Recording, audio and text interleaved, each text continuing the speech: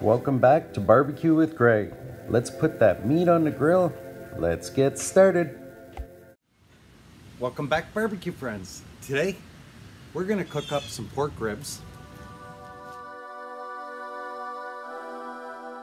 I got a nice couple slabs of pork back ribs. My favorite way to cook them right now is on the Masterbuilt here. We're gonna take this cook step by step, show you what I'm doing. We'll fire up the grill here and get our meat ready.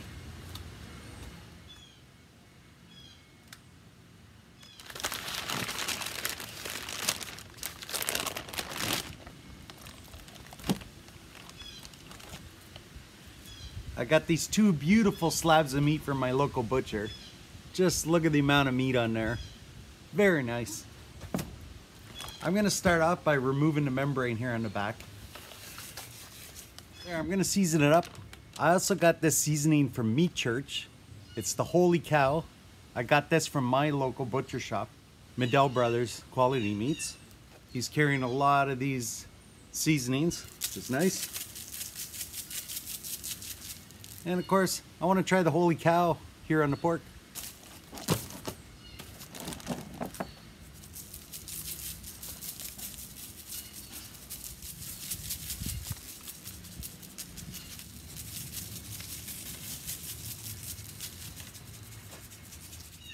There we are, ready for the grill.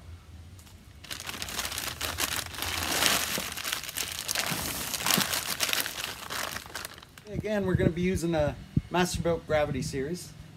So I'm going to first start off my temperature at 250 degrees. We'll power that up, set the temperature.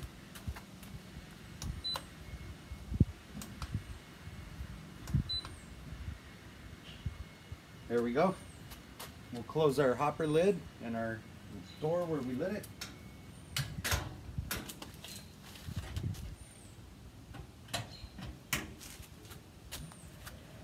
Hear that fan come on? This will only take a minute or so and this grill's gonna be up to temperature. Okay, we're only a couple minutes in. This is up to temperature.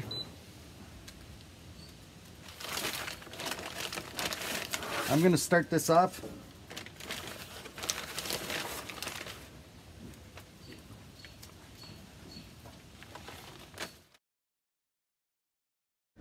We're gonna start off this cook. We're putting the meat side down. We're going to be flipping them throughout the cook. So I just like to start off this way. So let's put the lid down. Alright, again, we're at 250 degrees. We're going to let these go for 1 hour. I'll bring you back to the next step. Okay, we're at the 1 hour mark with this cook. Let's open it up and check it out.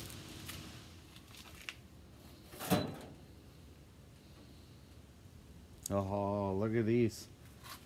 Okay, got a nice little dryness happening there, which is good. I'm going to season the outside of these with some of this Valerie sweet sauce.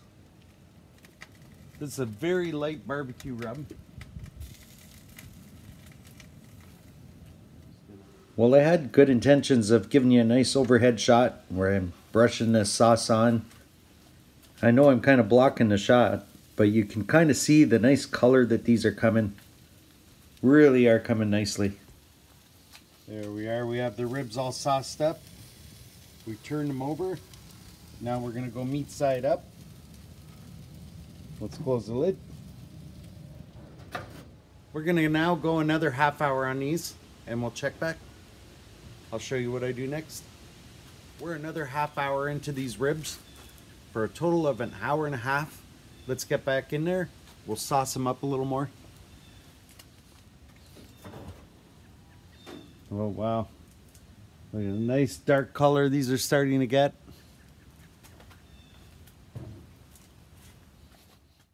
I'll give you a nice close-up of what these look like. These are coming along nicely. The fat's starting to render out. You can see those juices flowing. Well, time to give it a little more sauce on the upper side here.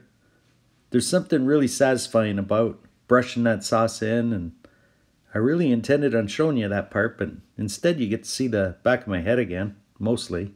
The first hour of this cook really baked that dry seasoning in, so when I'm saucing it up like this, I'm not even disturbing those seasonings. Meat side down. Sauce these up again.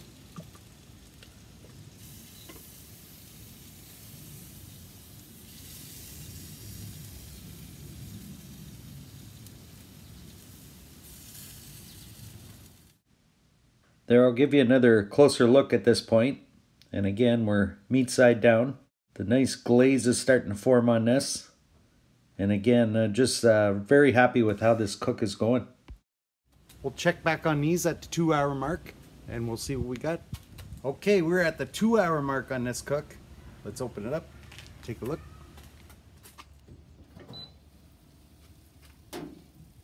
All right. See those juices just coming out of the bone. Starting to get a little bit of bone pull here.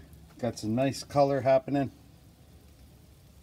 I think what I'm going to do now, just flip these around. When I do that, we'll just see just how flexible these are when I bend them. I'm realizing at this point, just the size difference between the two racks. See that arc on there? Do this one. That one's a little stiffer, but a little more meat on this one, I believe. I think what I'll do at this point, I'm going to give these just sauce on the upper side. In hindsight, realizing the back rib is much smaller than the front, I really should have just sauced these up, probably pulled the back ribs off, let them rest. For some reason they both went on at the same time, and in my head they should both come off at the same time. At least this time I realized I should move the camera so you're not looking at the back of my head, but you can see how nicely and satisfying it is to brush the sauce on these ribs. Okay, we gave these another sauce. We're gonna let these go another half hour. We'll come back, check, and see what to do next. We're now at the 2.5 hour mark. What I want to do now, just open it up, do a temperature reading, just look it over, see where we're at, decide what to do next.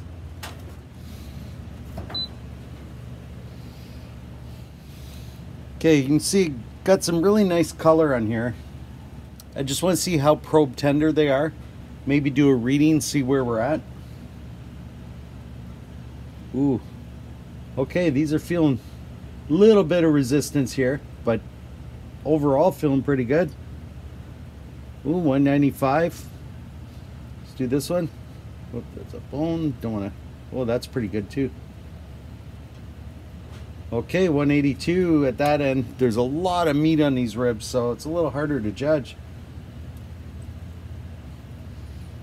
Okay, this we're at 174.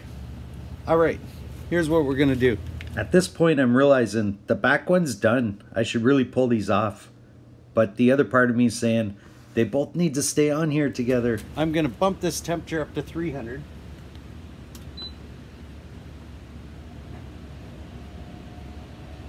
Okay, I'm gonna let this go for maybe 15 more minutes. Come back, check it, and possibly pull them off.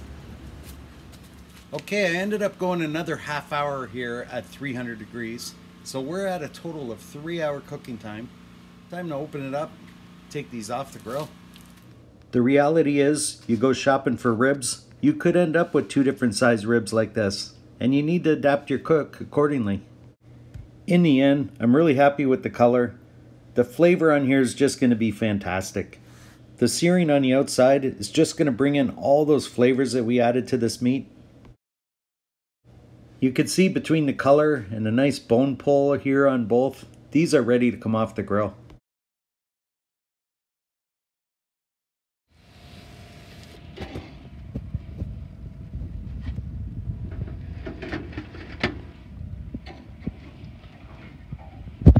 Oop. We just lost half of that one. We know that one was ready.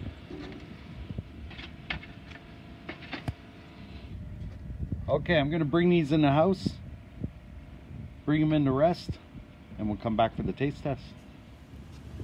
Okay, these ribs have been resting. I took the smaller rack out. You can see I damaged it when I lifted in the center, taking it off the grill. I should have managed that a little bit better, but hey, Everything looking good. Let's flip it around here. Okay, I'm a little dark on the bottom. But again, these were no wrap ribs. They're very meaty ribs, so it's a little different cooking time than the last time I did ribs on here. Let's slice a couple off, see how we did.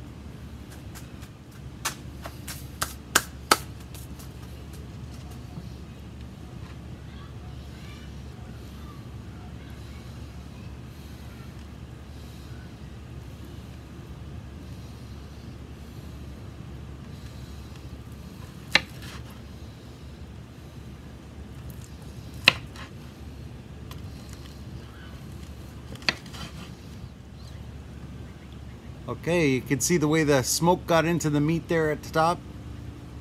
Very nice. Got a nice kind of tackiness at the top, a little crispier at the bottom, but now it'll just come down to flavor here. Let's take a bite.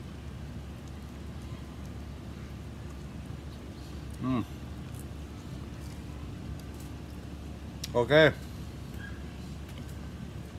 The meat's pulling off the bone there. Well, it's got kind of a peppery garlic kind of sweetness to it.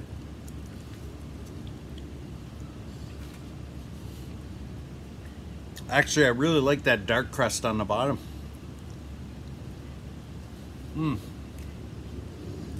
There's a saltiness there, sweetness. That's pretty good rib. Let's give that a try again.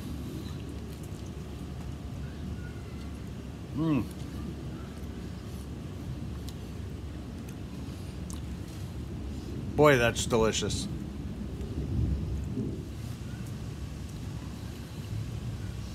Well, the last time I did ribs doing the same method with the same grill, I was only a 2-hour cook. But these ribs are extra meaty, and for that you gotta adapt. So I like the idea of a no wrap rib. You really get that crusty seariness on the outside, but if you wrap your rib, you're always gonna have a little bit more softness to it. Well, if you enjoyed this cook, I appreciate it. Smash that like button. And you wanna see more cooks like this, click that subscribe. And we'll see you next time. Barbecue with Greg. Thanks for watching Barbecue with Greg. One of those barbecue cooking shows people watch on YouTube sometimes.